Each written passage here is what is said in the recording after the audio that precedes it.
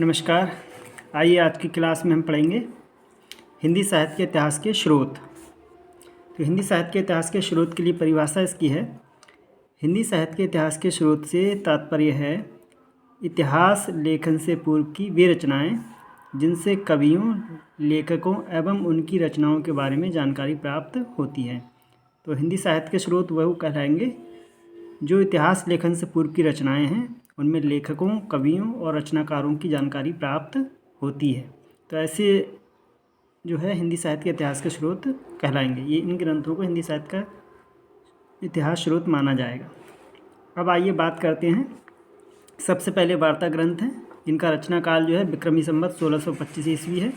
तो इसमें दो ग्रंथ प्रसिद्ध हैं। 84 वैष्णवन की वार्ता, इसके रचनाकार गोकुलनाथ हैं, और इस रचना में जो है वल्लभाचार्य जी के 84 शिष्यों का परिचय दिया गया है 84 वैष्णवन की वार्ता में।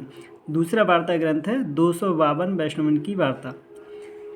ये ग्रंथ जो है इसमें विठलनाथ के 252 शिष्यों का परिचय मिलता है, और इनकी अगर बात किया, ये परिचय गद्य में दिया गया है। मतलब इन दोनों रचनाओं में जो परिचय है वो गद्य में दिया गया है, और अष्टचाप के कवियों के बारे में जानकारी भी इन दो रचनाओं से मिलती है, और इन दोनों रचनाओं की भाषा जो है वो ब्रज है।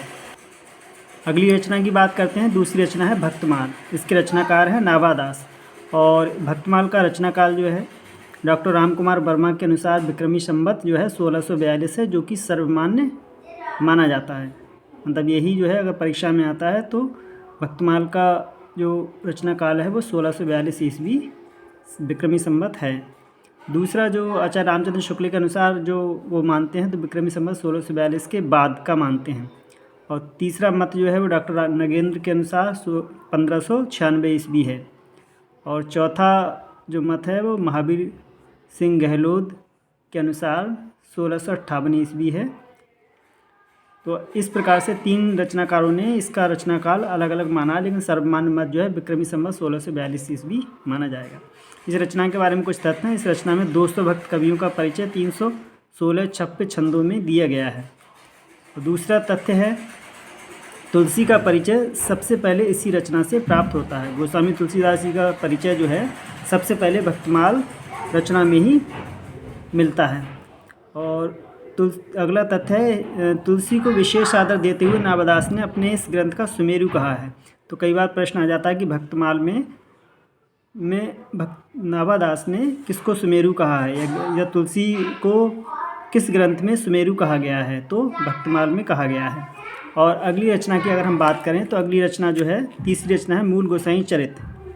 तो इसके रचनाकार बेनी माधवदास जी हैं, तुलसी के शिष्य हैं ये, और रचनाकाल विक्रमी संवत 1687 ईस्वी है। इसमें दोहा, चौपाई, त्राटक छंदों में तुलसी का जीवन चरित्र वर्णित है। तो ये भी हिंदी साहित्य इतिहास ग्रंथ के स्रोतों में माना जाता है। तो अगले अगर ग्रंथ की बात करें तो अगला ग्रंथ हमारा जो है वो है कविमाला। तो इसका रचनाकाल जो है वो रचनाकार तुलसी हैं, तुलसीदास नहीं, और रचनाकाल जो है वो विक्रमी संवत 1712 ईस्वी है। और इसमें 74 कवियों की कविताओं का संग्रह दिया गया है। और इसके अलावा अगली जो रचना है कालिदास हजारा, इसका रचनाकार जो है कालिदास त्रिवेदी जी हैं, और रचनाकाल विक्रमी संवत 1775 ईस्वी है। इसके तथ्यों की बात करें तो इसमें 212 कवियों की लगभग 1000 कविताओं का संकलन है कालिदास हजारा में। और दूसरा तथ्य इसका है कुछ कवियों का संक्षिप्त परिचय, जीवन परिचय भी दिया गया है। इसके आधार पर ठाकुर शिव सिंह सेंगर ने शिव सिंह सरोज लिखा है। तो कालिदास हजारा के आधार पर ही शिव सिंह सेंगर ने अपना ग्रंथ शिव सिंह सरोज लिखा है। अगले ग्रंथ की बात करें तो 7वीं रचना है सतकवि गिरा विलास, जो कि 9वीं सदी में लिखी गई है। इसके रचनाकार बलदेव हैं, और इसका रचनाकार बलदेव है, और रचनाकाल विक्रमी संवत 1803 ईस्वी है। इसके तथ्यों की बात करें तो इसमें 17 कवियों की रचनाओं का परिचय है। इनमें मुख्य हैं केशवदास, चिंतामणि, मतीराम और बिहारी।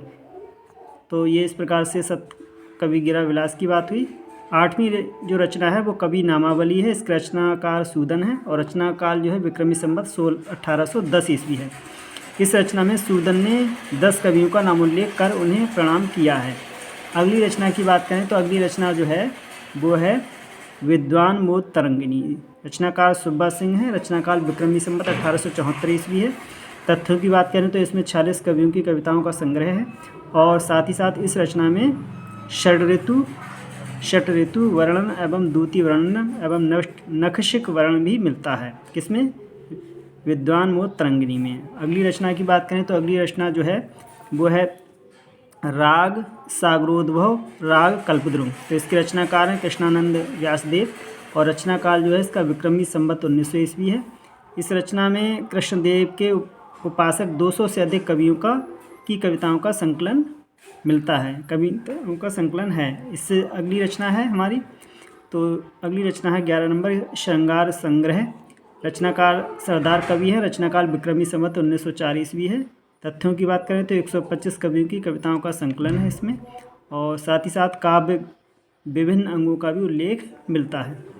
अगली रचना है जो हमारी रस चंद्रोदय है। इसके रचनाकार ठाकुर प्रसाद हैं और रचना काल जो विक्रमी संवत 1920 है। इस रचना में बुंदेलखंड के 242 कवियों का परिचय एवं उनकी कविताओं का संकलन है इसमें। अगली रचना की बात करें दिग्विजय भूखन है, रचनाकार गोकुल प्रसाद जी हैं। रचनाकाल विक्रमी संवत 1926 ईस्वी है। इसमें 192 कवियों की कविताओं का संकलन है। 14वीं रचना है भाषा काव्य संग्रह। इसके रचनाकार महेश दत्त हैं और रचनाकाल विक्रमी संवत 1932 ईस्वी है। इसमें बात करें अनेक कवियों की कविताओं का इसमें संकलन है। अगली रचना जो है वो हमारी है कवि रत्न माला। रचनाकार देवी प्रसाद मुंशिफ हैं। रचनाकाल विक्रमी संवत 1968 ईस्वी है और इसमें राजस्थान के 108 कवियों की कविताओं का संकलन है। साथ ही कवियों का जीवन परिचय भी दिया गया है। अगली रचना हमारी है वो है हफीज उल्ला खां हजारा। इसके रचनाकार हैं हफीज उल्ला खां। रचनाकाल विक्रमी संवत 1972 ईस्वी और इसके 2 भाग हैं। अनेक कवियों के कवित्व और सवैयों का इसमें संकलन है। अगली रचना जो है वो हमारी है सूक्ति सरोवर। अगली रचना हमारी है सूक्ति सरोवर। तो सूक्ति सरोवर में संकलन करता इसके है लाला भगवान दीन। संकलन काल इसका विक्रमी संवत 1979 ईस्वी है। ये ब्रज भाषा के कवियों की साहित्यिक विषयों पर आधारित सूक्तियों का इसमें संकलन है। 18वीं रचना है सेलेक्शंस फ्रॉम हिंदी लिटरेचर। रचनाकार इसके हैं लाला सीताराम। रचनाकाल 1978 से 1984 के बीच है और अनेक कवियों की आलोचना में उनकी कविताओं का इसमें संकलन है। अगली रचना हमारी जो है वो है हिंदुज़्म एंड ब्रह्मनिज्म। तो रचनाकार है मोनिया विलियम्स। रचनाकाल इसका विक्रमी संवत 1940 है।